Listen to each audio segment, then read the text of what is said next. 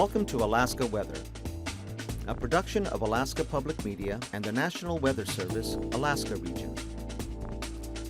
Produced and broadcast daily from the studios of KAKM, Alaska Weather provides complete forecasts, public, marine, and aviation for all of Alaska. Alaska Weather is made possible by the following sponsors. Indie Alaska is a groundbreaking series that dives into the lives of people living in the last frontier. Each episode introduces you to colorful characters from around the state.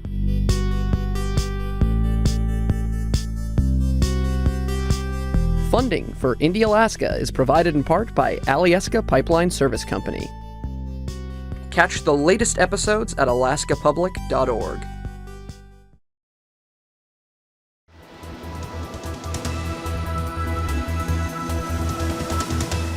The National Weather Service. And happy Thursday, everyone. I'm meteorologist Mike Ottenweller, bringing you your Alaska weather program for this evening. Tonight is the first night of October, October 1st, 2015. And as always, you can keep up to date with us on our website at arh.noaa.gov. Our weather info line is 24/7, and that is 1-800-472-0391. You can also use the website weather.gov/Alaska. Check out our Facebook page tonight. We'll be posting some interesting climate information on the NWS Alaska Facebook page. That's going to be climate information from September, where we had quite a record-breaking month in Anchorage, where we had several daily records and a monthly precip record. For those of you out there viewing from around the Anchorage area, you know how wet we were the past couple days, and that ended up bringing us all the way to a new September record and the third wettest month all time. Only 2 Augusts had beat us previously, so pretty impressive statistics. Those will be on the Facebook page later. You can follow us on Twitter at NWS Alaska with the call sign, and you can use the hashtag AKwx to get a regional perspective. And then you can find this show and some other segments later on this evening at on YouTube using AKwx TV. So let's jump into the program this evening. And we'll have to see if we get our slides to come here. And there we have our hazardous weather map for the overnight hours.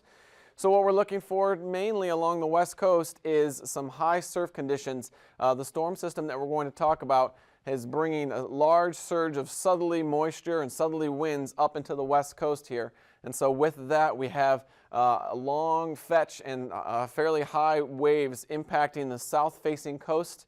As much as 10 to 15 foot waves through much of Kuskokwim Bay here. And these are mostly in effect through late this evening, 11 p.m. for Kuskokwim Bay, and then it continues on a little bit longer as you go further north. It's a high surf advisory and a high wind warning, as you can see up there in red along the Seward Peninsula. And again, all these are just mainly for coastal community impacts with the high surf. High tides this evening with the full moon or nearly full moon, so that's why this storm, even though not a real impressive storm for the perfect fetch to get coastal flooding, this storm will produce some high wave action. So be advised of that if you are planning on going out to the coastlines this evening. And then up on the Barrow coastline, we also have a high surf advisory up there, and just north of the Seward Peninsula, near between Kotzebue and Point Hope. High surf advisory. And again, check your latest from your local office to see the times as far as when those advisories expire, but for most of those they are through late this evening into the overnight hours. As we step now to our satellite images, we can see here this is our storm system that is causing the problems throughout much of the area, and I'll step over to the other side of the map so you can get a full perspective on the size of this thing. It has been a very impressive storm, pushed all the way through the Bering Sea and off into the Bering Strait as we've gone through the day today. As it moved over the Pribilof Islands, we did have a wind gust reported from St. George Island of 101 miles per hour, so that would be a Category 2 hurricane, I believe. Don't often look at hurricane force winds up here, but occasionally we do hit them, and Category 2 hurricane force wind gusts. That was about the highest we saw from any location. Most other places were between 50 and 70 miles per hour. We'll take a look at that storm system one more time here. You can see a fairly large system bringing up plenty of moisture and plenty of warm air starting to wrap up now and is pretty much fully mature and occluded at this point. Should start to see it come down in central pressure. The wind and the waves will also start to subside as we go into the overnight hours.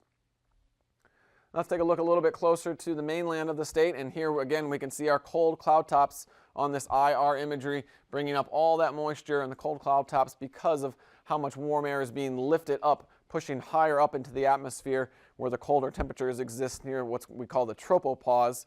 So as you get up there, you can see these tops getting even colder. It was mostly a sunny day across much of the mainland here, the IR imagery picking up some of the fresh snow that's fallen over the mountain ranges, and with that we can see where the clouds did break out over south central Alaska. We had a fairly nice day, but now the high clouds are starting to move in. Over southeast Alaska, that's where we had probably our most sunshine throughout the day. No high clouds have made it over that far yet, and we had a fairly nice day there with high pressure in charge over much of eastern Alaska, central Alaska, and over towards the Panhandle. Just some low clouds up over the Arctic coast north of the Brooks Range. Nothing really hampering any aviation. VFR conditions have persisted up there. And then this is just an area of moisture trapped between our high pressure here and some lower pressure over southern Canada. And so with that, we've seen some rain, which will turn to snow overnight. And we'll talk about that here as we get into our surface maps. So again, today's weather, we've seen a lot of moisture, moderate rain reported from many locations along the coastal areas, and some fog as well. But the big story here has been the rain and the gusty winds. Gusts starting to pick up along the capes here, Cape Newenham, Point Hope, Point Lisburn, and Point Lay. And we can see wind gusts anywhere between 50 and 70 miles an hour tonight as we go into the overnight hours, and this front starts to creep ever so much closer towards the state. And with that, those southerly winds will start to penetrate inland just a little bit. However, the front again will fall apart as it moves inland, and so we should see things slowly begin to subside. Certainly no wind gusts as high as we saw earlier over the Pribilofs. Some cold air wrapping around the backside, but nothing overly impressive, just triggering a few showers. These are still going to be rain showers though. Haven't seen enough cold air wrap around to make it for snow. And then this will push inland as we go into the overnight hours here. Here's our area of high pressure that we talked about at 10:34. And with that, it'll shift off to the east as we go into the overnight hours.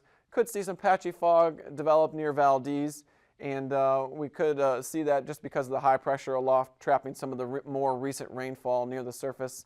Very moist atmosphere near the surface. Should be spared of any fog over the Cook Inlet as this area of high clouds and some of the precipitation starts to make its way in here by tomorrow morning, early tomorrow morning by 6 a.m. or so. Could start to see some light showers around the Chugach Mountains. That rain should turn over to snow as we get closer to the northern portion of the Parks Highway near McKinley there, the national park. Cantwell area should start off as snow. We do expect that to change over to rain as this warmer air makes its way in, but be advised that you could see a few inches there before we see that transition to rain later on in the period. Same story up here along the Brooks Range and north central interior. Expect things to start out as snow, rain-snow mix with some warmer air moving in, and then eventually turning to all rain.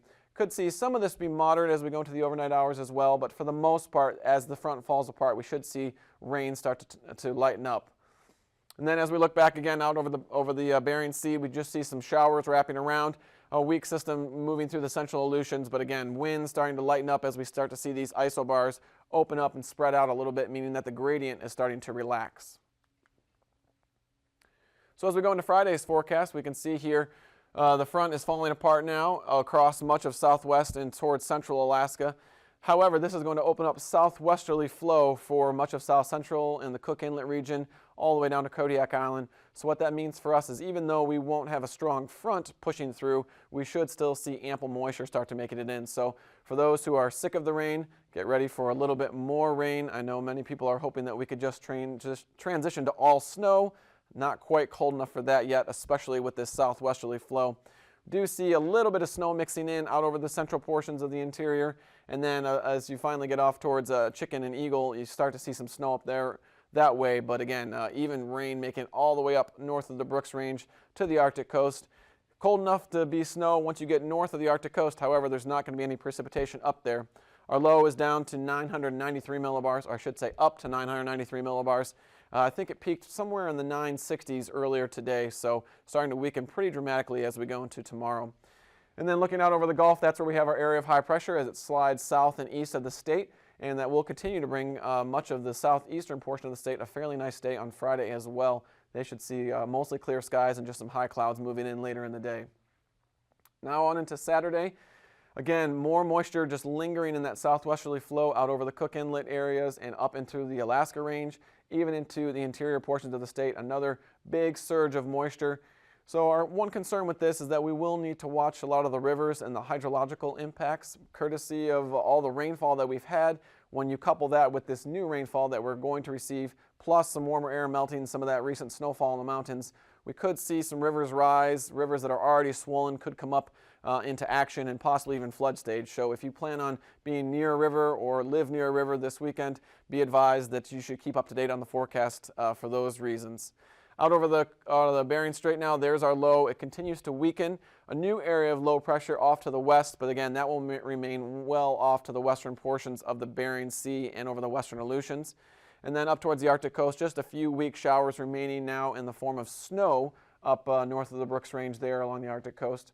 High pressure remaining in control for Saturday over southeast Alaska, and really this front is going to stall for the most part and just fall apart over south central. So southeast will continue to see dry weather as we go into the first portion of the weekend.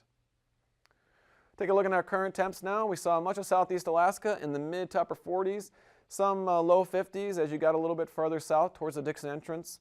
54 being the warm spot down there, 51 degrees at Yakutat, 51 at Cordova, 52 at Valdez, where the winds have finally come down from last night's fairly gusty outflow event.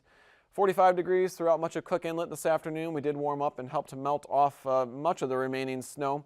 As we get towards northern portions of the Copper River Basin, Gulkana came in at 40 and 43 degrees there at Talkeetna.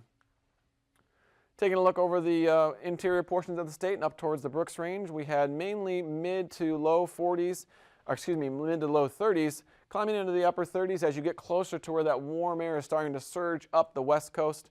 We kept things in the low to mid 20s for much of the Brooks Range, and then up along the Arctic coast with some open water, we saw things in the low 30s for highs this afternoon. Out over the southwest Alaska and out over the Aleutians and Pribilof Islands, that's where we saw our warmest air as that warm conveyor belt of moisture is surging up. 58 degrees here at Dutch Harbor.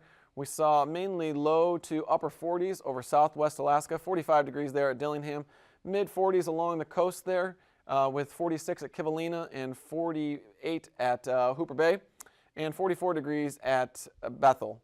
52 degrees at St. Paul and 51 at St. George this afternoon at 4 p.m.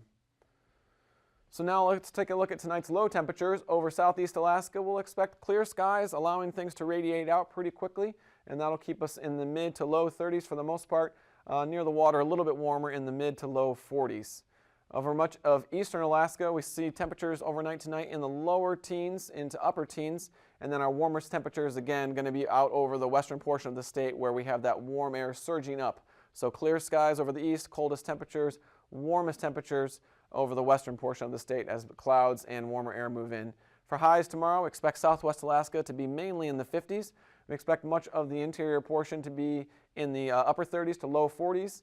And then as you get towards the Arctic coast, you see things in the low 30s to upper 30s out towards Point Ley. Out over southeast Alaska, we have temperatures anywhere between mid 40s to low 50s as we expect another day of plenty of sunshine.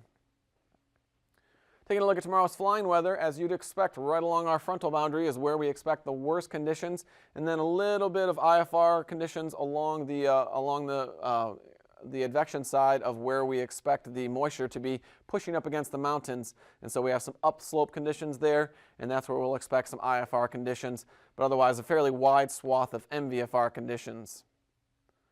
And let's take a look at our passes now. And a Tuvik pass is going to go from MVFR to VFR. Adigan will go from MVFR to VFR. Lake Clark and Merrill will go from IFR to MVFR, improving somewhat through the day. As we look at Rainy, IFR to MVFR as well. And Windy will be MVFR throughout the day. Isabel will be VFR. Mentasta, visual flight rules. Tanita will be marginal visual flight rules. Portage, marginal as well. And as we get out towards Chilcoot and White with another high pressure in control, VFR conditions for those folks out there. So now taking a look at our freezing levels, as you'd expect with the colder temperatures having pushed into south central, we do have the surface freezing line right here through much of the southern portion of the state, but that's where that warm air has surged up, pushing freezing levels all the way up to 6,000 feet. So any existing snow that was out over southwest has now certainly melted off and is being replaced by the rainfall out there. As you see, tomorrow's icing mainly above 7,000 feet from the frontal system.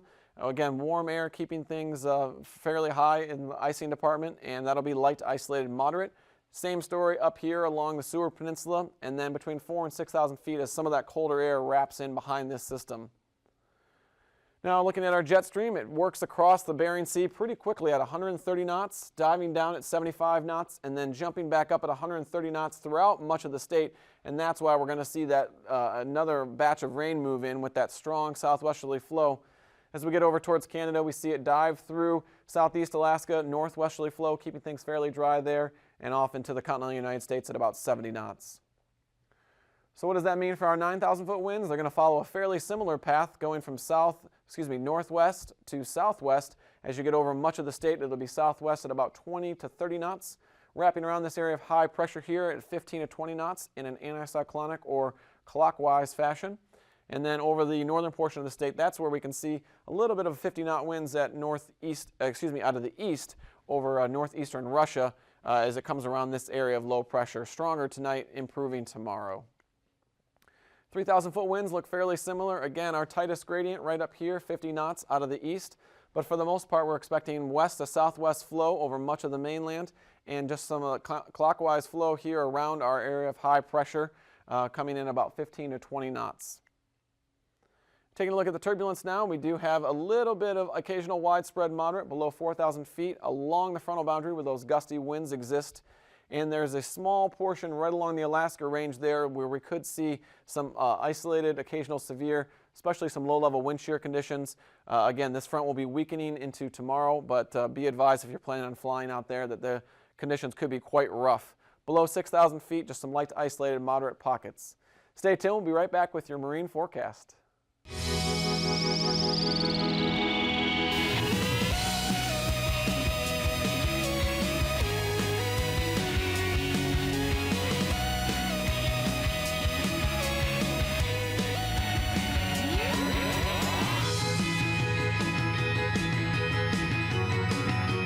Cygnus the Spectacular Swan.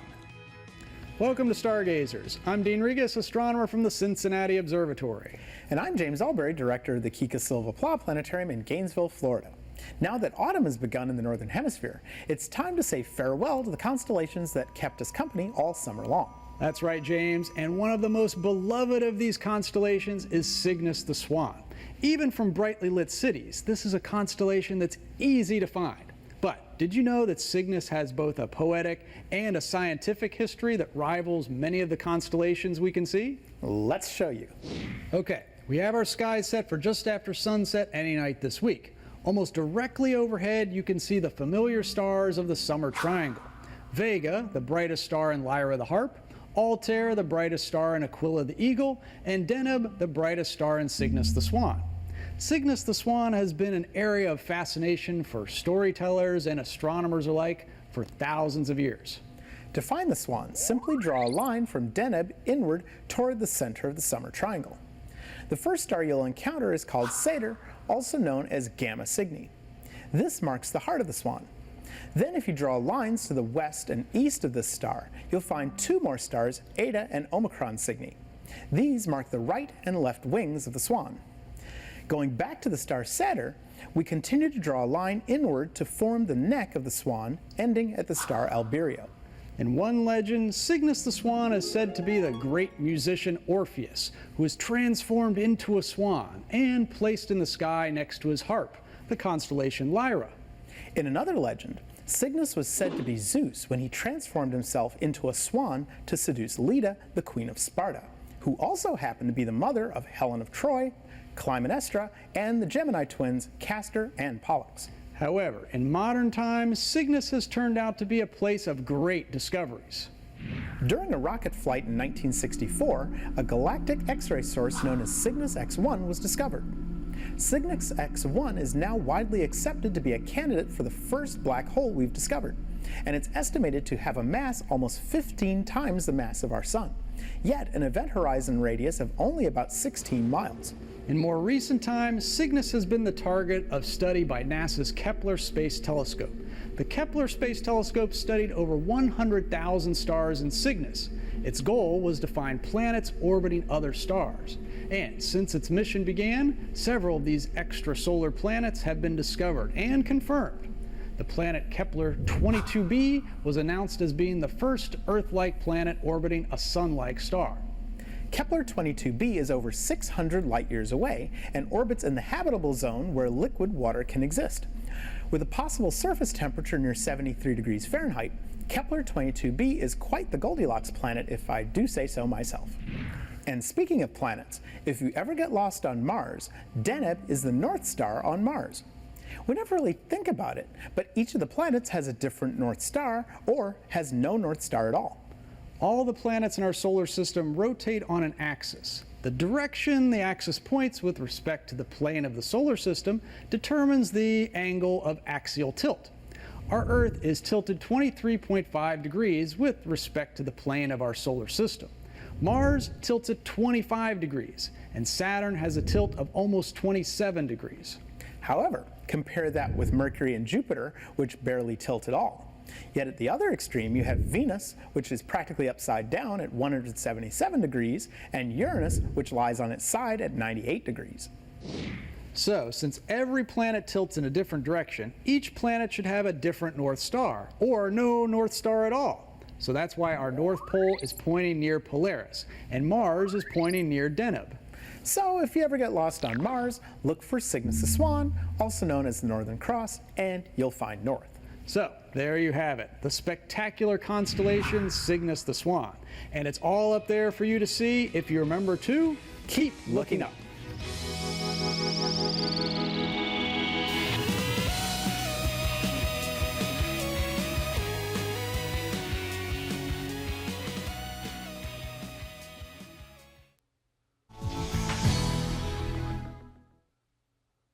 And welcome back. Hope you enjoyed Stargazer.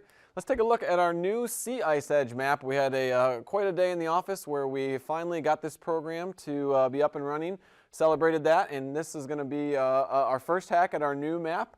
So what we're looking at here is the marginal sea ice is in blue and the ice pack is in white, and the ice pack is where it's 80% or more, and the blue is where it is 20 to 80%.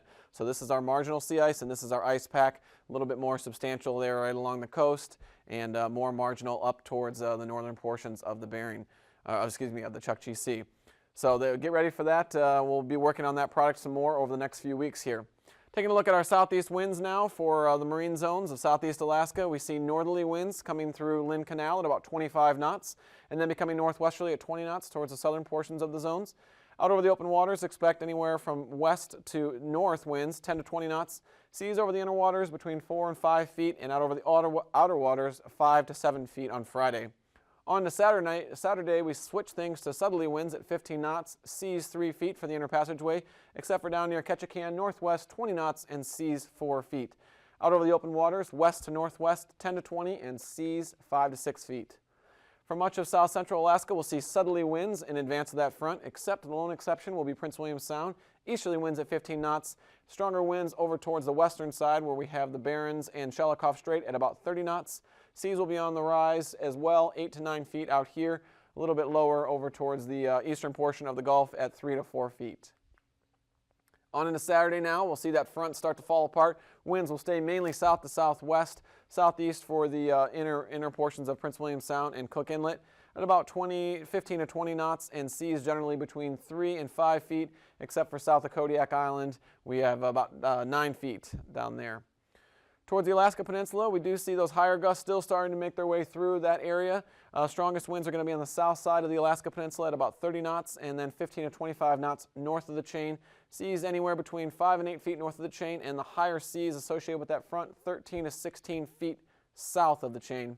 And then things really start to improve on Friday. You can forget that higher gust. We'll see variable winds, southwest winds, 15 knots, and don't expect much in the way of gusts with the southwesterly flow. 4 to 6 foot seas down there, and 8 to 9 foot seas with about 10 to 20 knots out of the southwest south of the chain. Out over the Aleutians, we expect mainly southwest to westerly flow, 25 to 30 knots for the most part, and seas on the order of 8 to 14 feet. And then on into Saturday, conditions improving there as well. South to southwest winds for the most part at between 10 and 25 knots, and seas generally between 8 and 10 feet. Out over the west coast, we have southerly winds fairly strong up towards Gamble tomorrow at about 40 knots still, 16-foot seas up there, pretty fully arisen at that point, and 9 to 15-foot seas south of there with south winds 25 to 30 knots. And then on Saturday, improving conditions for those folks as well. South to southwest winds 20 to 15 knots and between 7 and 9 foot seas. Out over the Arctic coast, we expect southerly winds associated with that front, except easterly as soon as you get north of Cape Lisburne, 25 to 35 knots through there, and then a little bit calmer as you get towards the Arctic coast, southerly at about 10 to 15 knots with some freezing spray potential up along the Arctic coast. Then on into Saturday now, we see mainly westerly winds near Dead Horse and Kaktovik at about 15 to 20 knots, seas about 4 feet, and then continuing the east to southeast trend, 10 to 20 knots out over the northwestern portion of the state, seas 3 to 4 feet. So taking a quick recap now, we can see our front is going to make its way inland tonight, and that is going to start to push some of that moisture a little bit closer to the Alaska Range and the Cook Inlet regions. We will see some snow at the start of this event, and then it will change over to rain as we go into Friday and Saturday. But tonight we do have our strong storm bringing gusty winds out to the west coast, so be advised for the high surf advisories out there and high wind warnings as well. And then on Friday, we start to see that southwest flow bringing more moisture into these areas. Southeast Alaska will remain underneath high pressure, and so fairly nice conditions out there. And then on into Saturday, we see rain continuing for much of the state with some showers over the northwest portions. Thanks for watching this evening. These forecasts are to be used for planning purposes only. Call 1-800-WX-BRIEF for a formal pre-flight briefing. Always file a flight plan before you go flying. The U.S. Coast Guard Auxiliary urges you to leave a float plan with a friend or the harbor master before you go boating. Alaska Weather is made possible by the following sponsors.